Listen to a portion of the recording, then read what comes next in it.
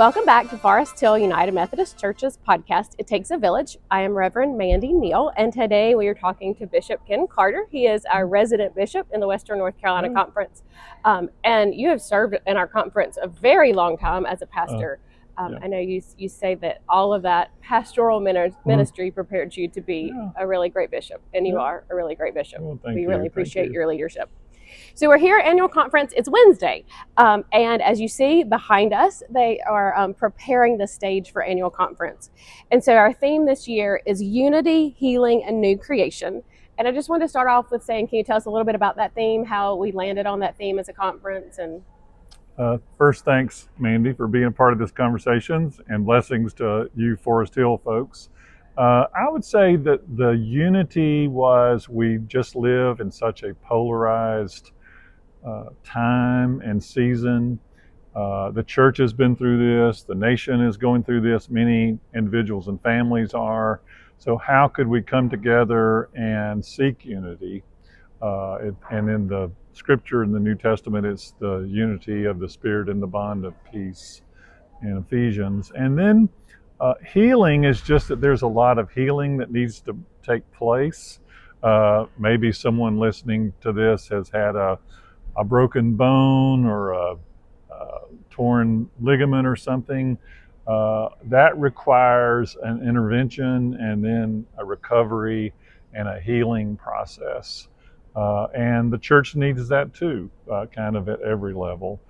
But then the new creation is pivoting toward what is next, in Isaiah, I'm about to do a new thing. And it is that we do heal in order to walk and run and dance and live our lives and enjoy the people God sends to us. So that's really our hope of the progression of the 3 days. So I guess that's in a way looking backward to where we've been, kind of sitting in this moment and then looking forward for what is to come. Right. And so can you tell us what's happening in the conference? I know you have the pulse of the conference, all the things that are happening. Can you tell us what you're excited about in terms of healing and new creation? Right. A couple of things that began to happen this last year were first the summit we had on trauma.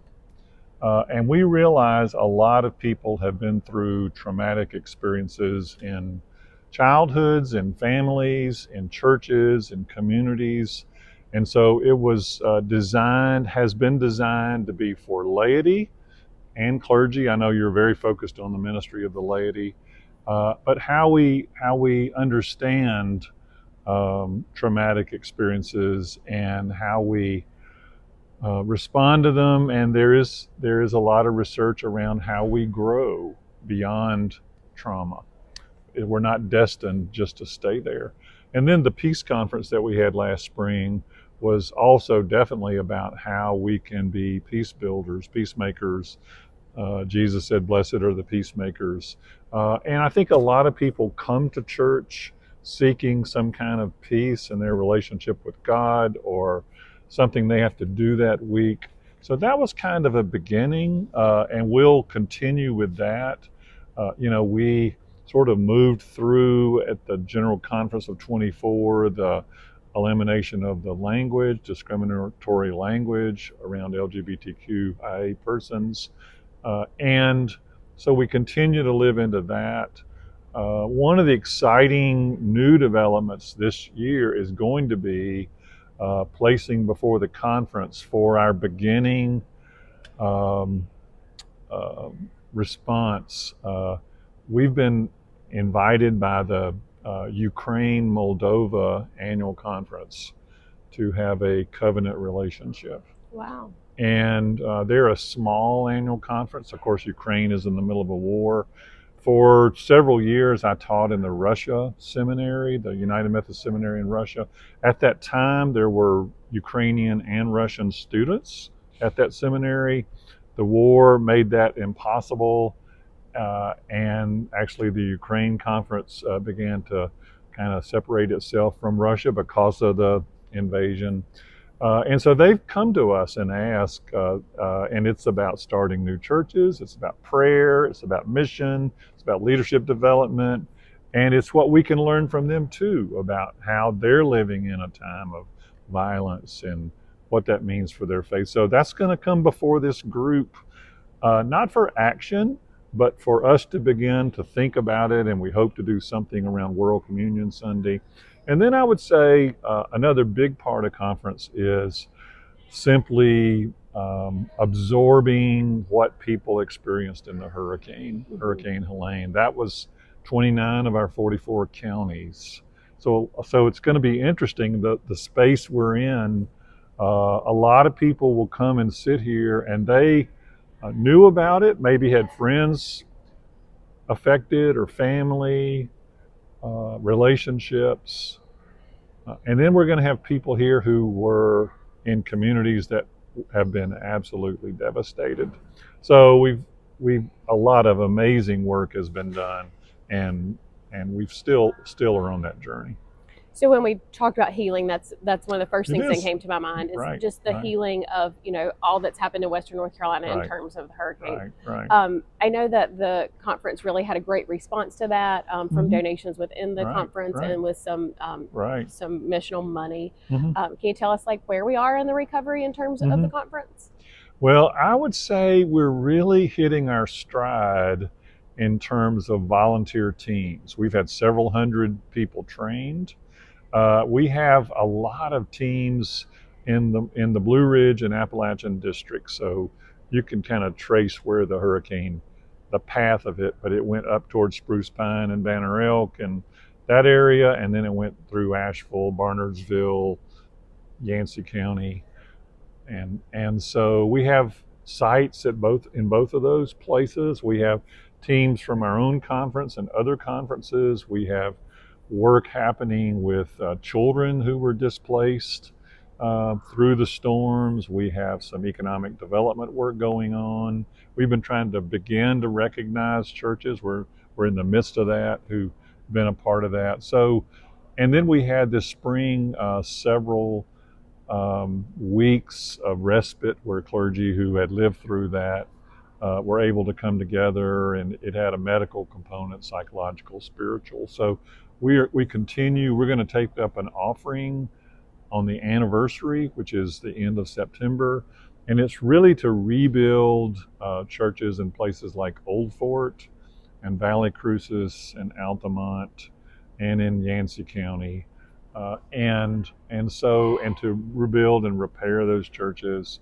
But we have had a wonderful response, several $1 million from our conference and from churches and people all across the United States.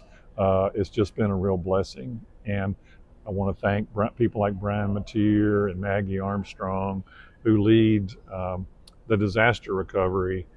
And then the Connectional Relations Group, which has been John Boggs and my wife Pam Carter and Chris and Sheila Cumbest and Lisa Moore.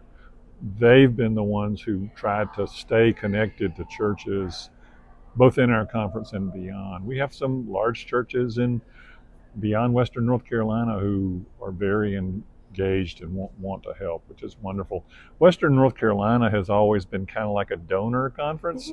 Disasters happen in other places, and we send money to them, and so it's a flip for all of a sudden for us to be the place that's being helped. But as y'all know, as Justin and Mandy, as you know, you can drive through today. You can drive through areas of Western North Carolina, and it looks like this happened last week.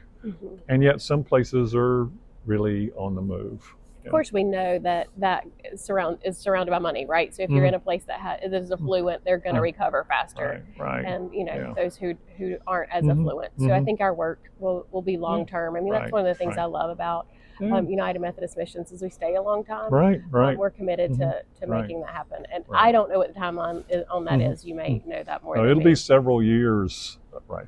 The statistics are staggering. 800 roads destroyed, 600 bridges destroyed. If you're here in Haywood County, we are. There's just a whole lot of road construction so much going road construction. on. And so that's just, and it kind of the hurricane kind of got to right Lake Junaluska where we are, interestingly. Um, so it was, this auditorium was flooded. The Oh, okay. technology was ruined Oh, underneath the stage. And Harold Center, right next to us, also had to be rebuilt, the bottom part. But they pivoted here toward housing search and rescue workers from all over the United States, several hundred women and men from Wyoming, Colorado. I met two guys who lived through Katrina when they were kids in New Orleans, and they went out every day and searched for people for several weeks. And all the community here fed them breakfast and dinner. And I went more than once to meet them and pray with the whole group.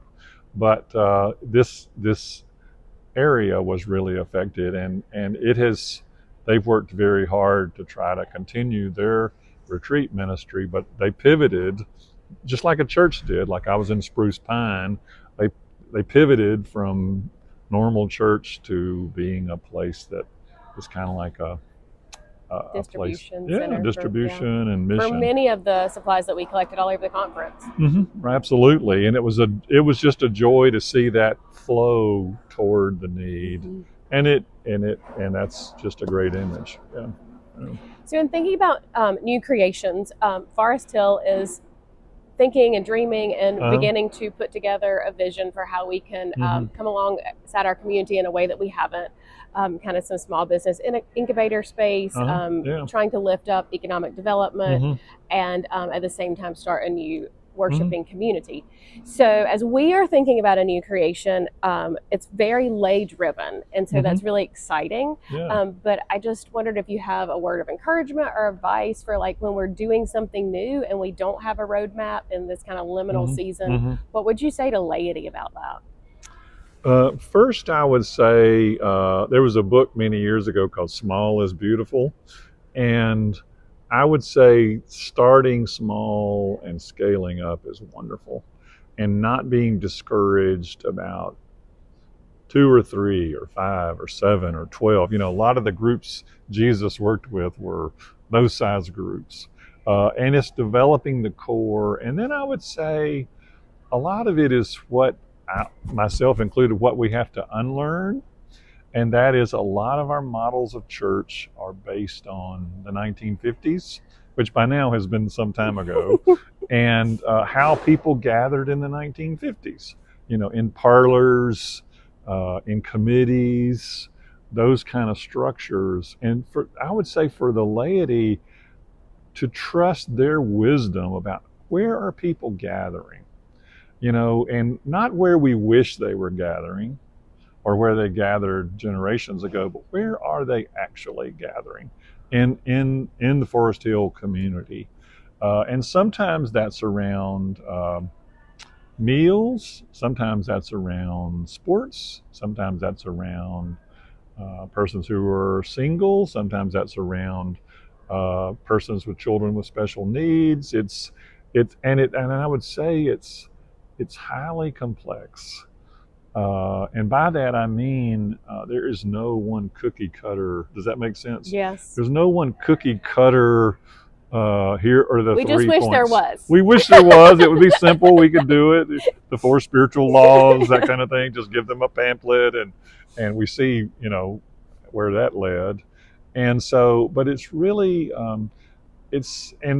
that's sort of, those are the people God is sending us. And I've often found that, you know, I have a plan for something, and we need to plan something I want to do, but God sends us people.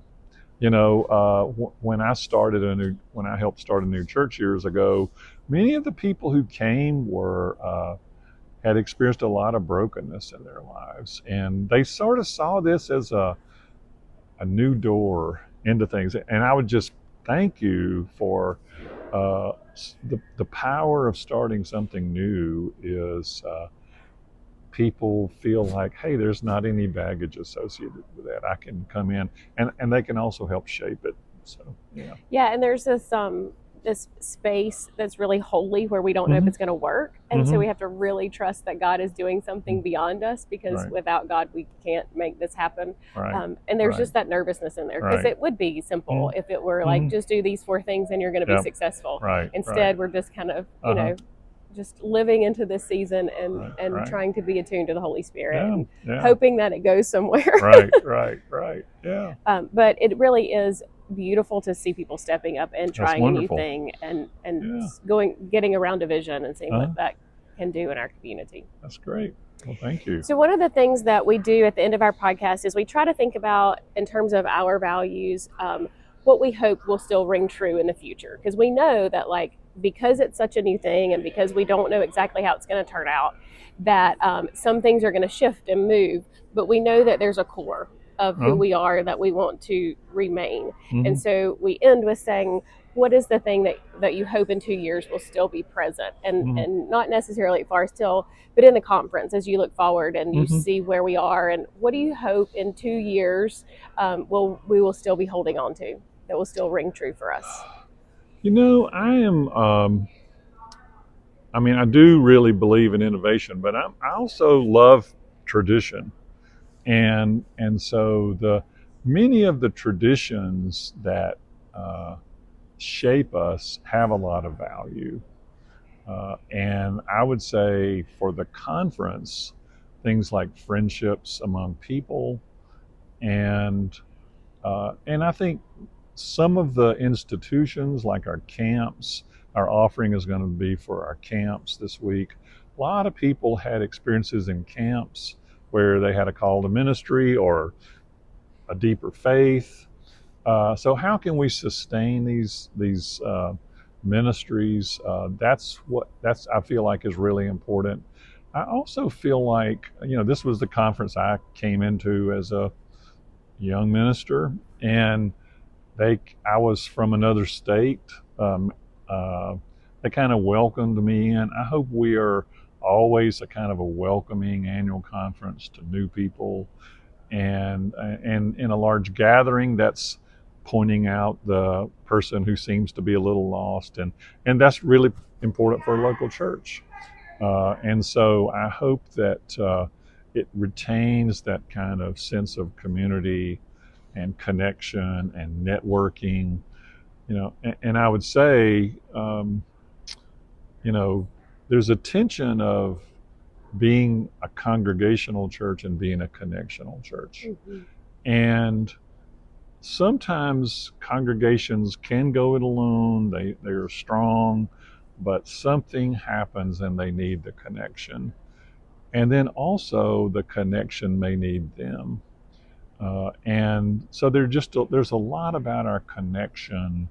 I would say women in ministry is a strong gift of our connection. We're just not the free market, you know, hiring a kind of person, and we discover through the connection that women, that persons of color, that LGBTQ persons have been called by God.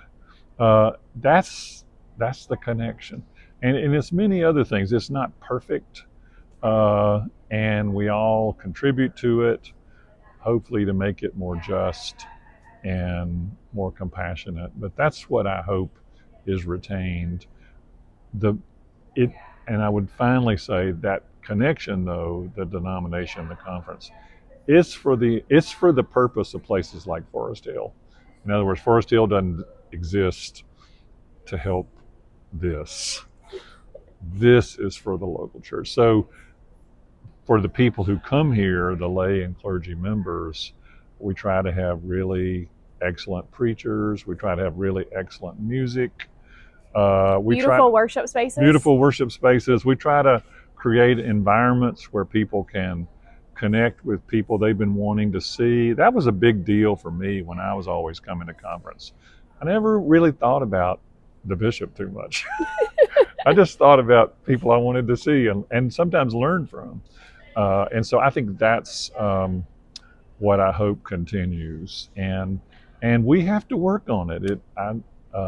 We have to work on community, because things happen and speaking for myself, we all have a tendency to kind of want to go it alone, It gets messy. and detach. Pardon? It gets messy. It's a Yeah, blessing, it gets but it's messy. I'm too. just going to step back, and yet we need other people, and they need us, and we see that in different ways. So yeah.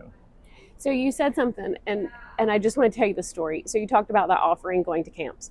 So that idea originated from one of the members at Forest Hill. Oh, great. Katie Robinson, she's on the conference camping board, Yeah, but she went to Camp Toccoa as a child. She served there as a young adult, and then she has been on the board of Mount Shepherd, and she just really wants to give other people, people that opportunity. And so I see very much that, holding on to that tradition and the goodness that we find and finding new creative ways to live into the future, to continue that tradition. And that's kind of the hope of that scholarship, is that's continuing the tradition of having kids in camp, and the goodness and just how it impacted her faith walk so much. That's amazing. So we're really proud of that, and that got set up before we knew that was a conference offering. I mean, it wasn't set up intentionally for the conference offering, as you well know how all that came to be. But I just feel like that's a really special thing that we're continuing to help other generations. So we're proud of that. That's cool. That's very cool. We love to be part of the connection. Absolutely. Well, thank you. Thank you.